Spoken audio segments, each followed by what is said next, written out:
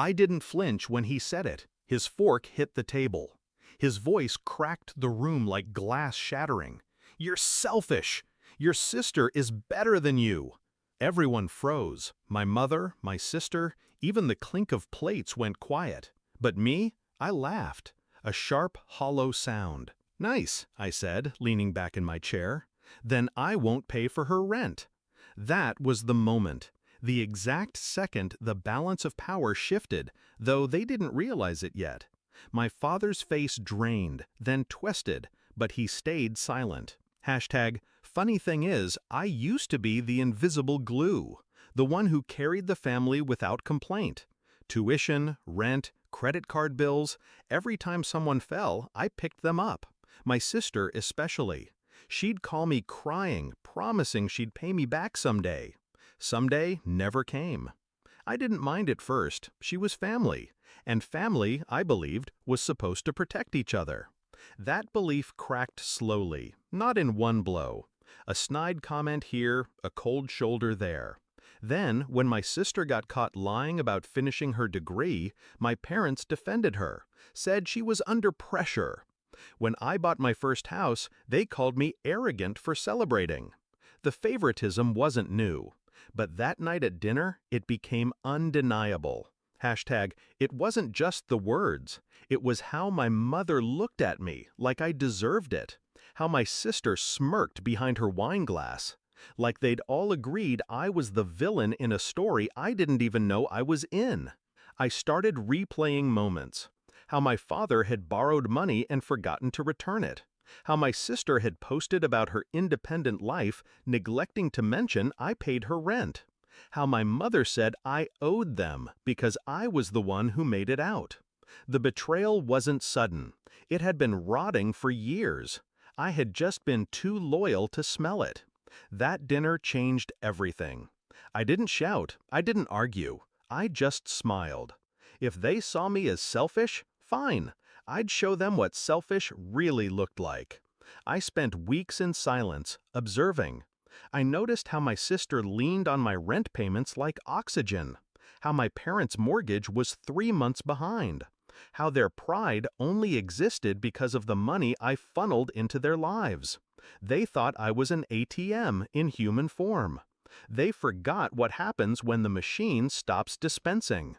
I started small.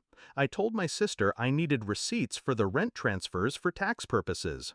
She panicked but sent me fabricated ones. That was mistake number 1. I kept the evidence.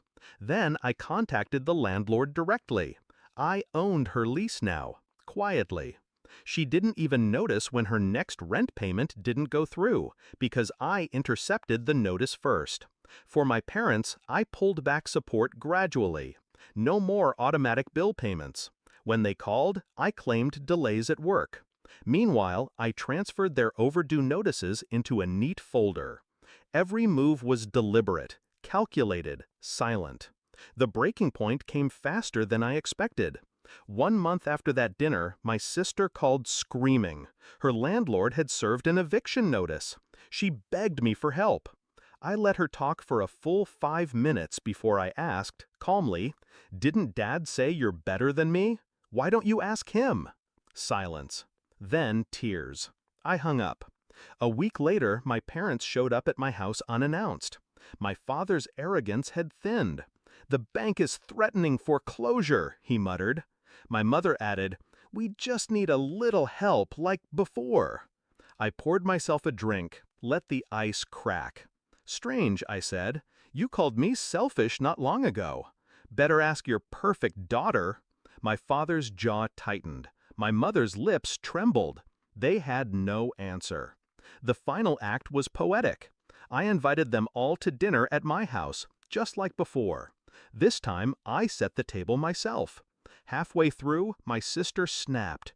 "You've ruined my life! I'm getting evicted because of you!"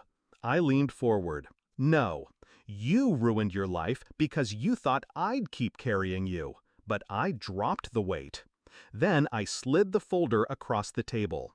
Copies of fake rent receipts, unpaid bills, foreclosure notices, all their lies, all their dependence, documented and undeniable. My mother's face went pale. My father opened his mouth, then closed it again. My sister stammered something about family loyalty. I smiled. Exactly. Loyalty. Pity you never showed me any. That night, I didn't shout. I didn't need to.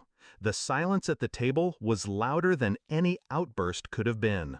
By the next week, my sister was out of her apartment. My parents sold their car to keep the bank at bay. They never asked me for help again. Pride kept them quiet. Fear kept them distant. And me? I slept better than I had in years. People call revenge poison. They're wrong.